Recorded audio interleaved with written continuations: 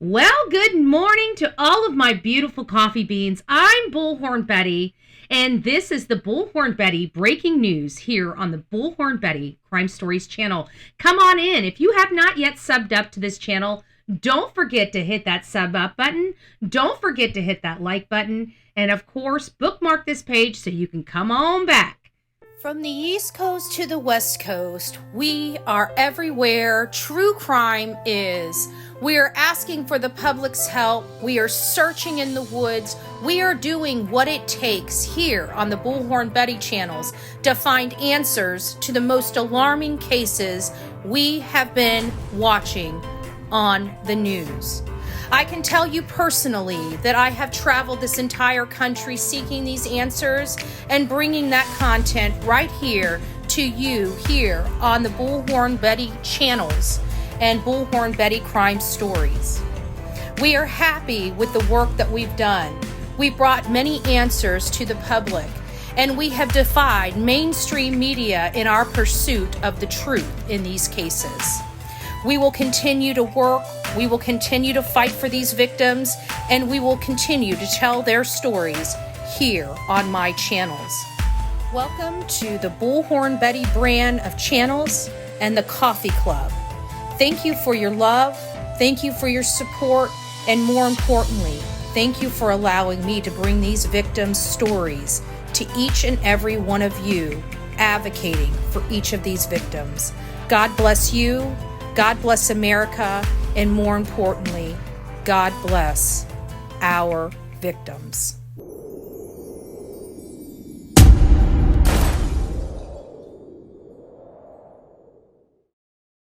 This morning, we're in Florida City, Florida, where a 5-year-old girl lost her life after a shooting inside her own home. According to investigators, there were 5 people in the residence in the early morning hours when a single moment changed everything. 2 young children, including the victim and her 4-year-old brother, and 3 adults, one of them the children's own mother. The Miami-Dade Sheriff's Office Homicide Bureau has taken over this investigation. Detectives have confirmed a firearm was present inside the home and that the little girl died after being shot in the torso, despite being rushed to Homestead Baptist Hospital to HCA Florida Kendall Trauma Center for advanced care. This morning, we're going to walk through the confirmed facts, the timeline as it's been reported, what the family and community are saying, and the broader issue of kids and unsecured firearms. This video is for news, commentary, and educational purposes only. We are not here to speculate, to dox, or to encourage harassment of anyone involved. Let's get into it. Today we're talking about a deeply upsetting case, the death of a 5-year-old, Genova Parks, in Florida City. Family members have identified her publicly, describing her as smart, bubbly, and full of personality. Because this involves a very young girl, I want to set some ground rules for this stream. We're going to stick to verified information from law enforcement and reputable reporting. We are not going to show any graphic images or body camera footage, and we're not naming private individuals beyond what the family officials have already put out publicly, and we're not encouraging anyone to contact or harass the family, neighbors, or witnesses. This is about accountability, awareness, and child safety. If you're watching with kids nearby, this is a non-graphic discussion, but it is emotionally heavy, so take care of yourself. Let's start with what we know from official sources. Miami-Dade Sheriff's Office, which now oversees policing the Miami-Dade County, put out a formal press release titled 5-Year-Old Fatally Shot in Florida City. In that release, they say Florida City police officers responded to reports of a shooting at a residence in Florida City in the very early morning hours. When officers arrived, they found a 5-year-old girl with a gunshot wound or wounds to the torso. One of the responding officers actually transported the child and her biological mother to Homestead Baptist Church in the patrol vehicle. From there, Miami-Dade Fire and Rescue airlifted her to HCA Florida Kendall Trauma Center, but despite medical efforts, she died from her injuries. The preliminary investigation confirms there were 5 people inside the home at the time: the victim and her 4-year-old brother, their mother, and 2 adult males. Detectives say the firearm was present inside the residence and that they were actively investigating the circumstances that led to the shooting. Importantly, the sheriff's office has said they are not currently looking for anyone who possesses a threat to the community. In other words, as of their last statement, there are no active manhunts, and they believe the scene is contained to that residence. Now let's zoom in on the timeline as it's been reported. A CBS Miami report citing the sheriff's office says Florida City officers were dispatched around 1:55 in the morning to a home at the 1400 block of Northwest First Court for a reported shooting. When they arrived, they found a little girl suffering from a gunshot wound to her torso. According to that same reporting, an officer transported the child and her mother to Homestead Hospital, and from there she was flown to Kendall. That transfer to the trauma center tells you right away how serious her condition truly was. Local TV coverage outlets like Local 10 and CBS Miami show a heavy law enforcement presence at the home later that morning, with crime scene tape up, homicide detectives on scene, the neighbors describing the chaos of seeing lights, sirens in the middle of the night. Family friends identified the girl publicly as Genova Parks. Her grandmother spoke to reporters, calling her intelligent, savvy, and bubbly, and saying they were devastated by what just happened. She also made it clear that she does not believe Genova shot herself, pushing back on any assumption that this was simply a self-inflicted accident. At the time I'm recording this, authorities have not publicly stated whether they believe the shooting was an accident, negligence, or intentional. No charges have been announced yet in connection with this child's death, and detectives are reportedly interviewing everyone who was inside that home. Now let's talk about the people inside that house, based on what investigators have officially confirmed. The Miami-Dade Sheriff's Office says there were 5 occupants: 2 juveniles, the 5-year-old victim and her 4-year-old brother, 3 adults, one of whom is the child's biological mother. We do not have confirmed identities for the other adult males, according to law enforcement. I'm not going to be naming anyone who hasn't been cleared or responsibly identified by officials or family in public statements. Detectives have said the firearm was present inside the home and they covered it as part of the investigation. They also stated that the scene is limited to the residents and they are not seeking any additional individuals who could pose a threat to that community. This suggests they believe the people who know what happened are the ones that were already there, which makes sense. CBS and other outlets reported that there have been no arrests at this time and that the detectives are still working to determine exactly what happened and how the shooting occurred. That could mean anything from forensic testing and ballistics to gunshot residue to interviewing and re-interviewing witnesses who may have seen or heard something before or after the shot. Family voices always matter in these cases, and here the grandmother has already spoken out. CBS Miami and other outlets said Genova grandmother Letitia Ellison described Genova as being smart, savvy, and bubbly. She says she is both devastated and angry, and she is explicitly told the reporter she does not believe the child shot herself. From what's been reported, the family is asking for answers for a thorough investigation. You can hear the mix of grief and suspicion in her comments. The sense that something about the story she's hearing doesn't add up, that the adults in that home had responsibility to protect that child. Neighbors interviewed by local stations describe waking up to the sounds of sirens and seeing heavy police presence around that house. In a community that has already been or seen its share of gun violence involved in young people, this is yet another trauma layered over top of old wounds. I want to be very clear, the family's perspective is important, but it's one piece of the puzzle. Our job is to balance empathy with accuracy. We don't know yet what detectives will ultimately conclude about how the gun was fired, who was handling it, or whether any charges will follow. Let's talk about the investigation itself, what we know they're doing, and what likely is to come next. The Homicide Bureau of the Miami-Dade Sheriff's Office is leading the investigation. That doesn't automatically mean they believe this is a murder. It means a life was lost under violent circumstances, so their most experienced investigators are on the case. According to spokesperson Detective Angel Rodriguez, detectives are going to be at the scene for quite some time, making sure no stone is left unturned, including processing the scene for physical evidence, documenting where the firearm was located, measuring distance and trajectory, checking for surveillance videos in the area, and conducting a detailed interview with all 4 occupants and possibly neighbors or residents.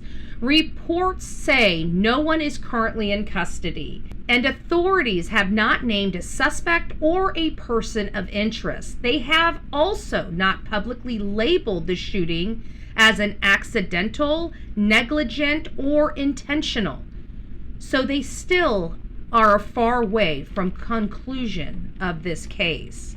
From past cases, we know that in child-involved shootings, investigators also look at how the gun was stored, was it locked, was ammunition separated, was it loaded, who legally owns the firearm, whether any adult in the home is prohibited from possessing a firearm, and any prior calls of service or history at that specific address. The sheriff's office has asked for privacy and prayers for the community while this plays out. At this stage, the official message, the investigation continues.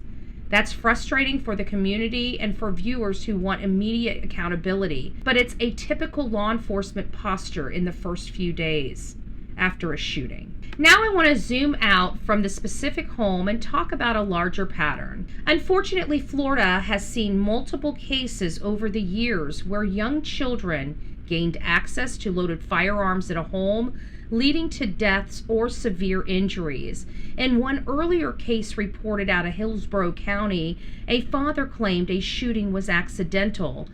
Prosecutors later secured a conviction and a life sentence after presenting evidence that contradicts his story and showed his 5-year-old daughter and 8-year-old son were shot in what they argued was a deliberate firearm incident. These cases raise the same core question every time. How did the child get access to a loaded weapon? Were adults following basic firearm storage best practices? And when they weren't, what consequences followed? Florida has child access prevention laws that can hold adults criminally responsible when a minor gains access to an unsecured firearm and someone is hurt or killed, depending on the circumstances. However, law enforcement can be inconsistent, and the outcome can often depend on the specific facts investigators can prove. Exactly why the evidence work in this Florida City case is so important. As a community, we cannot keep accepting stories where a child finds a firearm by accident and we just move on. Even if the shooting is ultimately ruled accidental, there are still serious questions about storage, supervision, and responsibility. Let's list the big questions that are still unanswered, and I want to stress these are questions, not conclusions. 1. Who was handling the firearm when it discharged? Law enforcement has not publicly said whether they believe a child or an adult pulled the trigger or whether it was an accidental discharge during handling. 2. Where in the home did the shooting occur? The press release does not specify whether this occurred in a bedroom, living room, or some other space, and that detail often matters for understanding access and supervision. What was the legal status of the weapon and its owner? We don't know yet who the gun belongs to, whether it was properly stored, or whether anybody in the home was prohibited from possessing a firearm. 4. Will there be charges, and if so, what kind? Depending on what detectives find, this could lead to charges ranging from negligence related to unsafe storage all the way up to more serious offenses if intent or extreme recklessness can be proved. 5.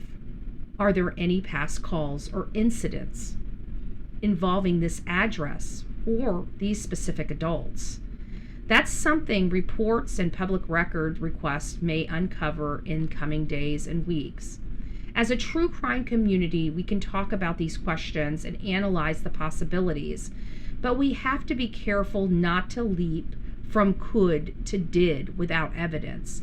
This is how innocent people get harassed and investigations get compromised. Now let's talk about what you can do, because every time I cover a case like this, I get messages from parents, grandparents, who are scared and want practical steps. First, if you live in a home with a firearm and children, keep the firearm locked in a safety or lockbox with a key or combination out of the reach of children. Keep firearms unloaded when they're not in use and store ammunition separately. Have a blunt, age-appropriate conversation with your children about never touching a gun and immediately telling an adult if they see one. National pediatric and public health organizations consistently say that secure storage reduces the risk of accidental shootings and suicides among children and teens. You do not have to give up your Second Amendment right to take your child's safety seriously.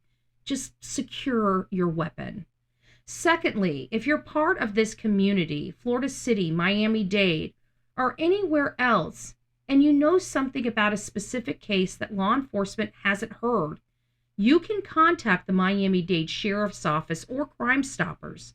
Anonymous tips can and do make a difference. Local coverage notes that detectives are still interviewing witnesses and gathering information. And third, check on the kids in your life. Even seeing this on the news can shake them. Let them know the adults in the world are committed to keeping them safe. Before we wrap up, I want to draw a firm line. This channel is about shining light, asking hard questions, and demanding accountability from systems and adults who fail children. It is not about a mob justice. We're not doxing, we're not trying to swarm anyone's social media, and we're not encouraging confrontations at private homes. If you're in my chat or comment, please keep in mind no posting addresses or unverified names, no threats or harassment directed at people we're discussing, and no attacks on other creators covering this story.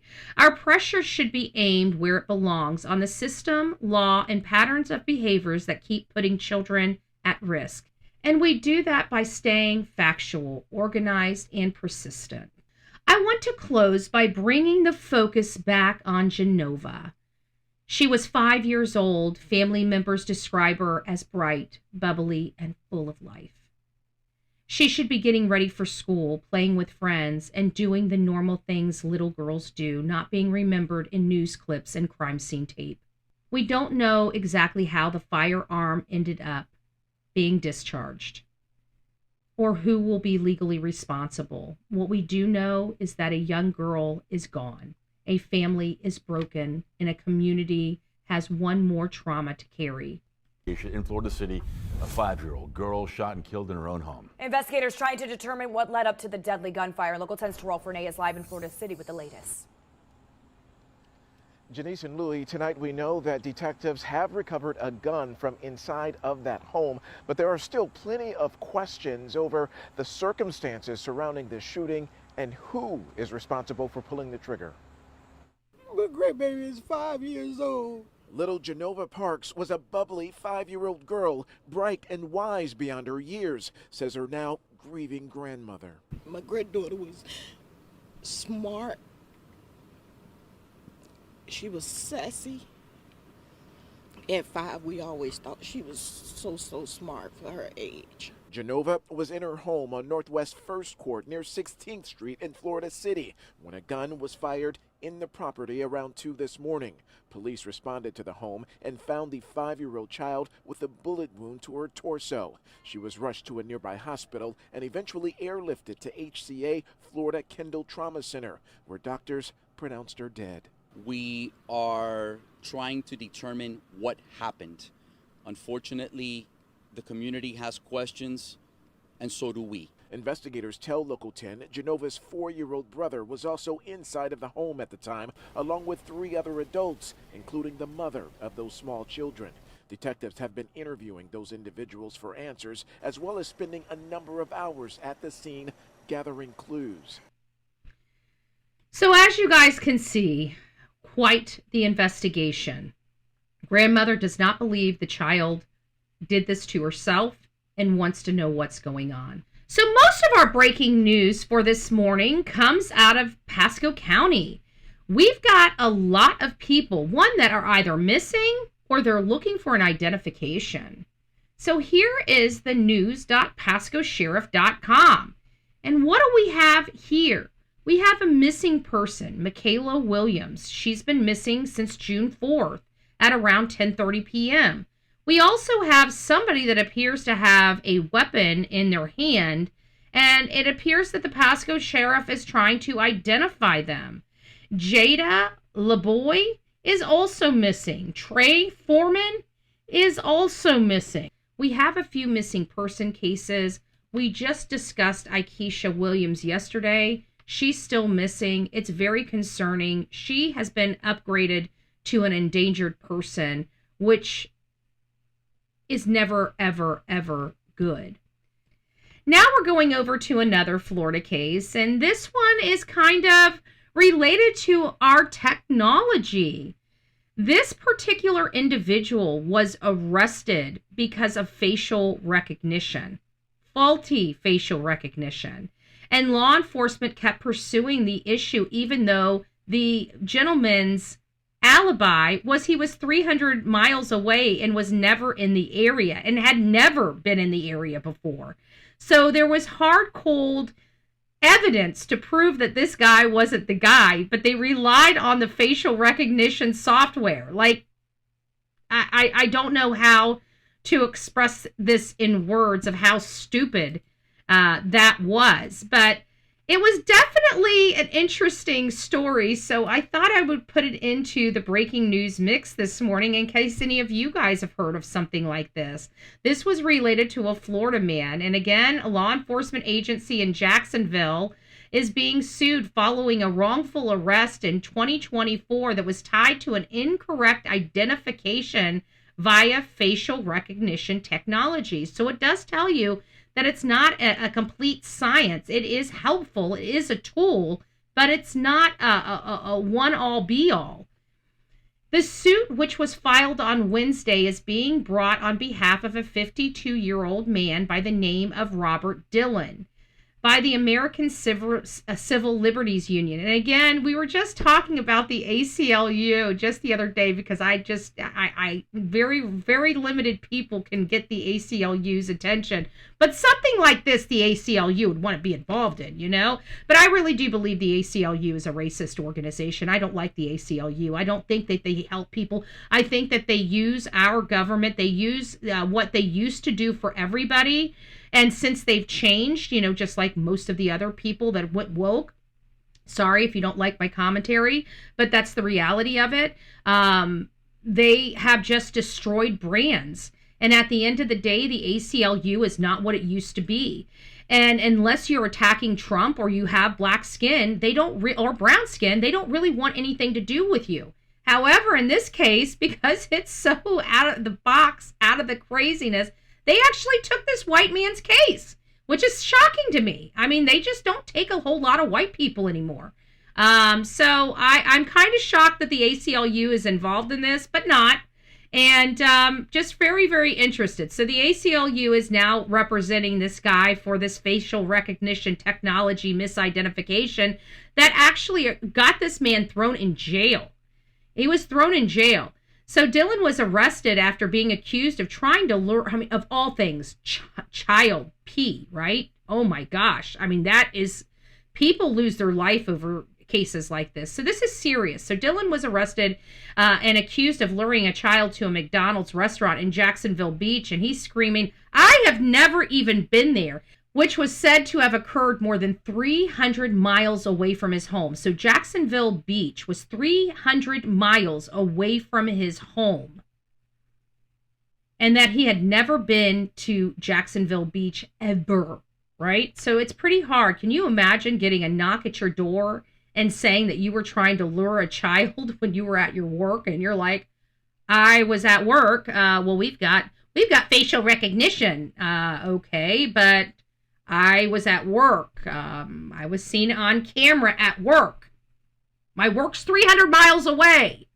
How can I be seen on camera at work at the same time that you're saying I'm 300 miles away from my work in a McDonald's trying to lure a child?" You know, I gotta think that this guy, Robert Dillon, had to have thought he was in a freaking Twilight Zone. So Dillon is suing Jacksonville Beach Police Department, Jacksonville Sheriff's Office, Pinellas County Sheriff's Office, and the individual officers who were involved for damages. The suit also demands that the Pinellas County Sheriff's Office, which operates the statewide facial recognition technology system, institute policy changes immediately. I would say that is warranted based upon what we're reading here.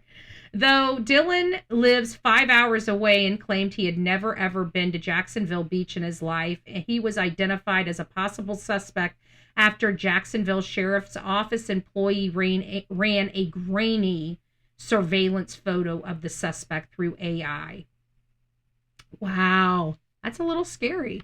You kind of expect them to think about these things, especially if you have good information that you're not doing the things that they're doing. If you could prove that you weren't even in the area and they're not listening to it, then they need to be sued. A Lee County man is suing police after their use of AI led to a wrongful arrest. Gulf Coast investigative reporter Evan Dean first exposed the injustice last year, and tonight he's finding out what's next in what could be a landmark case. To be accused of something like this, it just ripped me apart inside. Ripped me apart. It's been nearly 2 years since it happened. You got any shoes or anything on you? Are you f***ing me, man? I'm not. 2 years since Robert Dillon was arrested outside his home in San Carlos Park. This is crazy as f***. What is it? I gotta get my shoes. What is going on? Handcuffed and hauled off for a crime he never committed. Tell you what, man, I'm gonna put you in the cuff in the front. This is nuts. Even now, still today, it haunts him. I don't think I'll ever trust law enforcement again. It's like you're guilty until proven innocent. More than 300 miles away in Jacksonville Beach, Dillon was accused of trying to lure a child at this restaurant. Investigators submitted surveillance photos of the suspect to a facial recognition program, AI, which revealed a 93% match on facial features to Dillon. But beyond that, and a witness who picked his photo out of... I'm sorry, I just looked at that photo and looked at this man's face, and I don't know how they were able to get him. I don't think this guy looks anything like that image. And had they just looked at it side by side, I think they would have realized they got the wrong man. But again, you know, AI software is not enough to get a warrant for an arrest. There should have been more, coupled with DNA, coupled with eyewitnesses, coupled with maybe a credit card swipe somewhere near there. I mean, this man would have, if he traveled 300 miles, he would have had to stop for gas. Where's the gas receipt? Of a lineup, no evidence tied him to it. The reality, he's never been to Jacksonville Beach. They had people using this. He doesn't look anything like it. They're not trained. They don't have the experience. Weeks after the arrest, after Dillon proved his innocence, the state attorney dropped the case. It took nearly a year to wipe it from his record. To describe the police work in this case as sloppy. And let me just tell you, to wipe it from your you can't wipe arrest records unless it's your first one. So this man has had nothing in his arrest, and he was able to expunge it under Florida law. Not everybody has that. Like me, I've been arrested before. I've been convicted of a DUI before. I've been convicted of 2 over 20 years ago, right? If I got arrested for a trumped up charge or something like the shit in Tennessee where I'm completely innocent and that was a wrongful arrest, there's no expunging that off my record. It will forever stay there because of my history. Even though this should be on a case-by-case basis. So all this stuff across this country, when you get arrested, it stays with you forever. Your arrest record never gets even if they could never prosecute you, which I think is a violation of law. Because you have only one bite at the apple. If you can't take that to prosecution, you should not be able to use that arrest ever, right? Because the prosecution, the state had a duty to bring a conviction. They did not. Therefore, why is the arrest record still lingering over people's head 20 and 30 years later? It doesn't make sense. But I digress. This case here fires me up because it's one of those cases that somebody should have just stopped for a second and said, you know what? We have new technology. What if the technology is inaccurate? Why didn't they use common sense or have any other evidence attaching them? How can you get a warrant for an arrest based on AI? Doesn't make sense. Would be charitable. Nate Wessler is an attorney with the ACLU. After learning about the case through our reporting, they decided to represent Dylan. Just today, they filed a wrongful arrest lawsuit on his behalf. We're now seeing just a scourge across the country of police using this unreliable technology, trusting the results, letting incorrect results taint their investigation. Now I see why the ACLU is involved in this. Because of that. Unreliable technology. That's why. And arresting totally innocent people. The ACLU is suing several law enforcement agencies and officers, including Jacksonville Beach PD, which worked the case, the Jacksonville Sheriff's Office, which ran the facial recognition result for it, and the Pinellas County Sheriff's Office, which manages the statewide facial recognition system. It fits the pattern of a series of very similar cases we've seen across the country. It's a tremendously dangerous technology when it's misused in this way. Wessler says not only I don't think it's misused. I think people don't understand you need additional components besides just the facial recognition. So you need the facial recognition plus maybe some actual physical evidence of a crime that the person committed a crime, such as, records saying they were in the area. Like this one was pretty stupid because he could prove he was 300 miles away, yet they would not entertain it. So lots to come on this right here. Very, very interesting case. Interested in hearing what you guys think about it.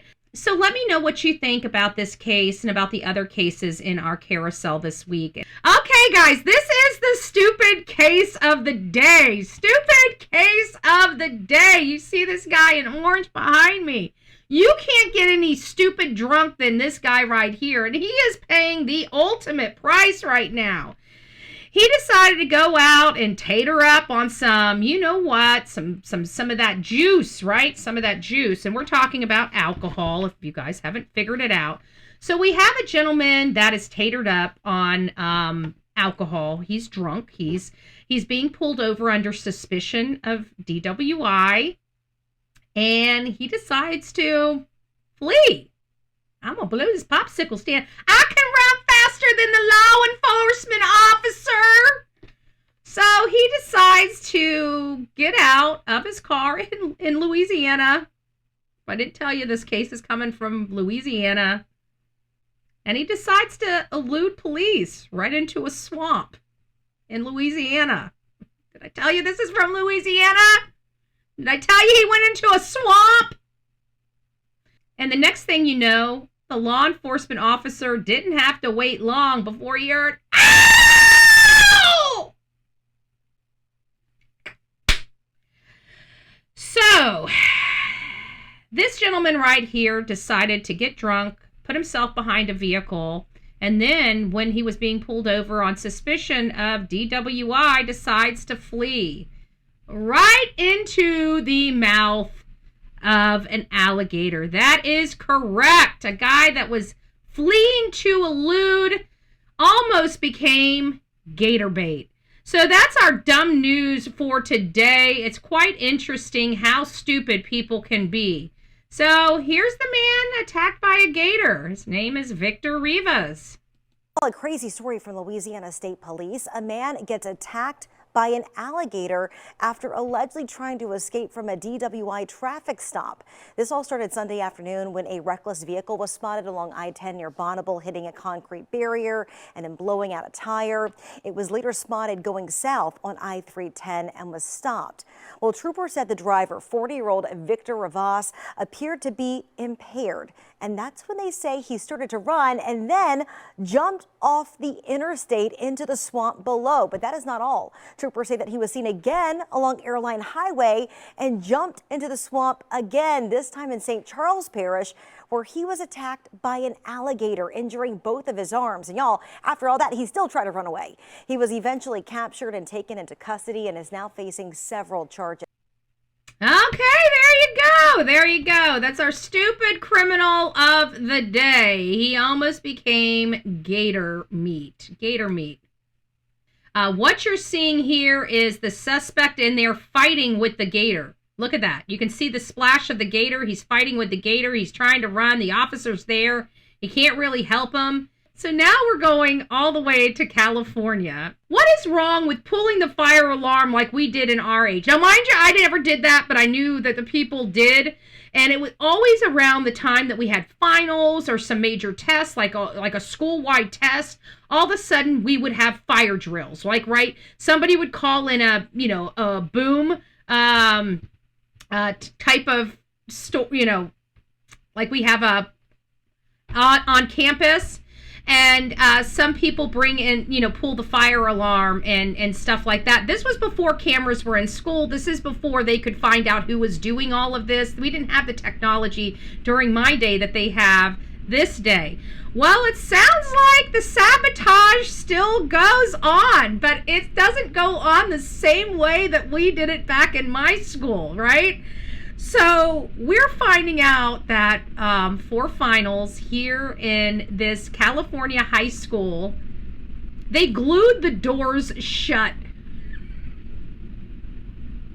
I shouldn't laugh about this because it's a crime. But I think the students are starting to make a stand and say they're done with the finals. I don't know. This is kind of a funny story, but not funny. We should not be making light of this story because it's a serious story, But at the end of the day, it's like, I kind of get it. Is that bad of me? Is that bad of me? Oh my gosh, for me to say I kind of get it. I do not condone this, but in all fairness, it's kind of funny. $70,000 in damages. And look at that. They glued all the locks shut. A bizarre act of vandalism at a California high school has left students, teachers, and police searching for answers. Nearly 200 doors across the campus at Patrick Henry High School in San Diego were glued shut last month during finals week. Even 2 weeks later, some keys won't slide into the locks. Sorry, I should not laugh at this. School police have surveillance video of the suspects on campus, but have not been able to identify him. It sounds like one single lone individual. It's pretty crazy, says student Christopher Guzman. Guzman says the minute he got to school on May 26, he knew something was not right. Police believe the suspect acted alone and was on campus for a good 2 hours. Rumors around school are swirling that this was done as a senior prank. Let us know. Don't forget to like, share, and subscribe to the Bullhorn Betty Show, where we have a lot of the breaking news cases. This was a little more of the comical in part. We started the beginning segment with heartbreak and pain, and now we're ending with a little humor. These are all crimes people are committing. So we don't want to encourage or embolden people to do these things, but some of the stupidity is hard not to laugh at. Don't forget to like, share, and subscribe to the Bullhorn Betty channel. Thank you, and God bless.